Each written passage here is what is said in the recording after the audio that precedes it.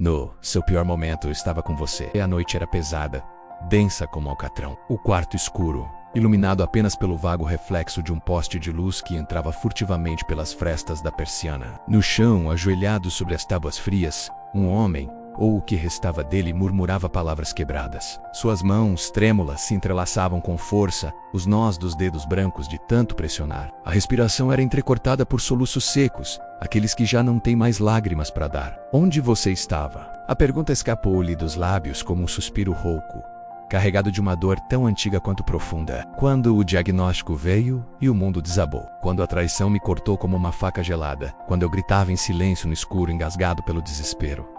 Onde você estava, Jesus? No meu pior momento, você me abandonou? A pergunta ficou pairando no ar, absorvida pela escuridão. Uma oração que não era mais um pedido, mas uma acusação. Um lamento que vinha do lugar mais solitário da alma humana.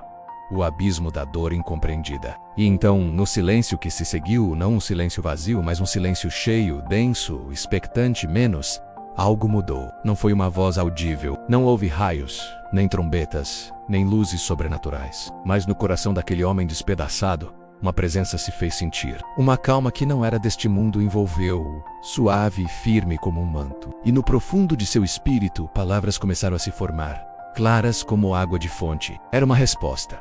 A resposta, filho, você pergunta onde eu estava. Deixe-me mostrar-lhe. Eu estava no mesmo lugar em que estava na cruz, quando gritei ao céu: Pai, por que me desamparaste? Você se lembra? O momento de maior abandono da história não foi o seu, foi o meu. Eu escolhi descer até o fundo do poço do abandono humano, não para observá-lo, delonra, mas para habitá-lo, para que nenhum abismo fosse tão profundo que minha graça não pudesse alcançar. O seu pior momento eu o conheço por dentro, porque eu morei nele. Quando a notícia do médico caiu sobre você como uma sentença, e o ar foi sugado do seu pulmão, e o futuro desmoronou em segundos, você estava sozinho no consultório. Olhe de novo, mais perto. Quem segurava seu coração despedaçado, batendo descompassado no peito? Quem sussurrava no íntimo do seu pânico: respire, apenas respire mais um momento. Você achou que era força própria? Era o meu sopro sustentando seu espírito. E eu estava ali. Minha mão estava sobre seu ombro, pesada como o mundo. Mas você, atordoado pela dor, não a sentiu. Eu não retirei a cruz. Eu a coloquei sobre meus ombros junto com você. Você carregou o madeiro. Eu carreguei o peso. Quando a pessoa em quem você depositou a vida virou as costas e partiu, deixando apenas o eco de uma porta batendo e um vazio atroz, você se lembra do frio que tomou conta do seu corpo? O frio da solidão absoluta. Aquele frio era o contrário do calor. E eu estava ali naquele quarto vazio, sentado no chão ao seu lado. Eu chorei com você, porque eu sei o gosto da traição. Conheço o beijo de Judas. Conheço o sabor amargo da negação de Pedro, enquanto olhava nos olhos de quem jurou lealdade. Sua dor não me era estranha. Era uma dor íntima, familiar. Eu estava recolhendo cada pedaço do seu coração estilhaçado, guardando-o cuidadosamente. Você pensou que estava destruído para sempre. Eu estava apenas recolocando as peças, no ritmo do eterno, que é mais lento e mais profundo que o seu tempo. Aquela noite em que você se arrastou até o chão do banheiro, envergonhado, quebrado, acreditando que tinha falhado em tudo e com todos, quando o desespero sussurrou que o fim seria um alívio. Quem você acha que fez seu olhar encontrar aquele fio de luz sob a porta? Quem colocou na sua mente como um flash teimoso o rosto de alguém que ainda precisava de você? Não foi o acaso. Foi minha mão, gentil e firme, tirando seu rosto das sombras e virando-o, com força infinitamente terna, para uma réstia de esperança. Eu estava ali, no chão frio, com você. Meu coração, partido pelo seu sofrimento, batia no mesmo ritmo descompassado do seu. Eu estava no seu pior momento. Eu era a corda que você não via, segurando você no penhasco. Você diz que não me sentiu, que orou e ouviu apenas silêncio.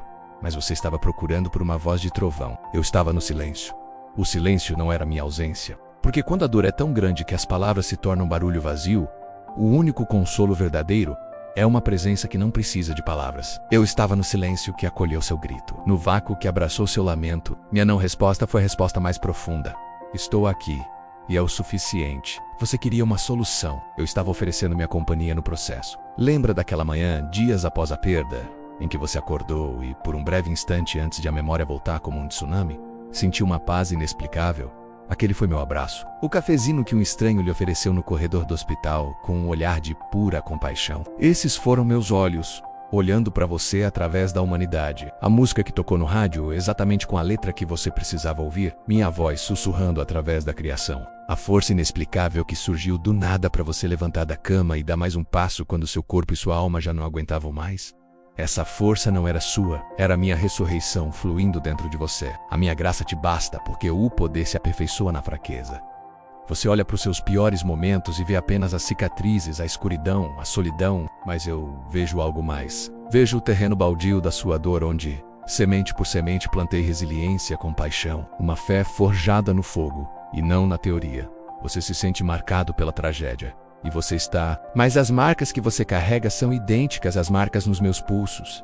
Elas não são sinal de meu abandono, são o selo da minha identificação total com você. Eu carrego suas marcas no meu corpo glorioso. Sua dor está eternamente unida à minha. Não prometi um mar de rosas. Prometi. Estarei convosco todos os dias, até o fim dos tempos. No mundo, tereis aflições. Isso foi uma garantia, não uma possibilidade. Mas a segunda parte da promessa é: mas tende bom ânimo. Eu venci o mundo. A vitória não é a ausência da batalha, é a minha presença inabalável no meio dela. Seu pior momento não foi um desvio do plano, nem um sinal do meu desprezo. Foi o lugar onde a nossa história se tornou mais sagrada, mais real, mais inextricavelmente entrelaçada. Foi no Getsemane do seu sofrimento que você, como eu, suou o sangue de angústia. E foi ali, no escuro total, que você aprendeu a dizer, não com os lábios, mas com a alma esmagada: não se faça a minha vontade, mas a tua. E aquela oração, nascida no desespero, é a mais poderosa que um ser humano pode pronunciar. Ela muda tudo, porque alinha seu frágil coração humano com o coração onipotente de Deus. Você procurava um milagre espetacular. Eu estava realizando o maior de todos, impedindo que você se perdesse dentro da sua própria dor, mantendo sua chama acesa, mesmo quando tudo ao redor era vento gelado. Você estava focado em sobreviver. Eu estava focado em transformar sua dor em empatia, seu quebrantamento em humildade, sua perda em dependência e sua sobrevivência em testemunho. Portanto, filho, quando você olhar para trás e vir aquela vala escura, não veja apenas a sombra, veja as pegadas. Havia 2 pares na areia molhada pelas suas lágrimas. As mais profundas, afundadas pelo peso, eram as suas. As outras ao lado, sustentando, equilibrando, eram as minhas. E nos trechos em que você vê apenas um par de pegadas, nos momentos em que você tem certeza de que estava completamente sozinho, não foi quando eu o carreguei. Foi quando você, exausto, não conseguia mais andar. E eu o peguei no colo. Seu pior momento não foi o momento da minha ausência. Foi o momento da minha mais íntima proximidade. Quando você estava mais inconsciente de mim era quando eu estava mais ativo. Porque o amor nunca trabalha tanto quanto quando o amado está vulnerável, perdido e sem forças para sequer pedir ajuda. Eu estava com você. Estou com você. E sempre estarei. Agora respire e levante-se. A noite foi longa, mas o amanhecer já está atingindo o céu. Você não está só. Você nunca esteve. A presença começou a se retirar, não como uma partida, mas como a maré que recua, deixando a areia molhada e renovada. O homem ainda estava ajoelhado no chão frio. A dor ainda estava lá. As circunstâncias não tinham mudado, mas tudo era diferente. O quarto não estava mais escuro. Estava imerso em uma penumbra sagrada. O peso no peito não havia desaparecido, mas tinha se transformado. Já não era um fardo esmagador, era um peso compartilhado, distribuído, suportável. Ele respirou fundo, um suspiro que vinha das profundezas, limpo e trêmulo. A pergunta onde você estava já não queimava como uma acusação. Agora era uma confissão. A confissão de que ele havia sido visto, ouvido e acompanhado na mais absoluta solidão. Ele se levantou, os joelhos rangendo, o corpo cansado. Caminhou até a janela e abriu a persiana. Lá fora, o primeiro filete de luz rompia o horizonte, tingindo as nuvens de rosa e laranja. Um novo dia, um dia que ele não tinha certeza se queria ver horas antes. Agora ele olhou para a luz nascente e, pela primeira vez em muito tempo, não viu apenas mais um dia de luta. Viu uma promessa, porque ele entendera, no nível mais visceral de sua alma, a verdade que transcende toda a teologia e todo o sofrimento. O pior momento não é definido pela magnitude da dor, mas pela percepção da solidão. E quando essa percepção se desfaz, revelando uma companhia que atravessou a morte para nunca nos deixar, o pior momento se torna paradoxalmente um lugar sagrado. O altar onde a graça performa seu milagre mais silencioso e mais profundo. A transformação de um grito de abandono no cântico mais doce de todos. Deus conosco.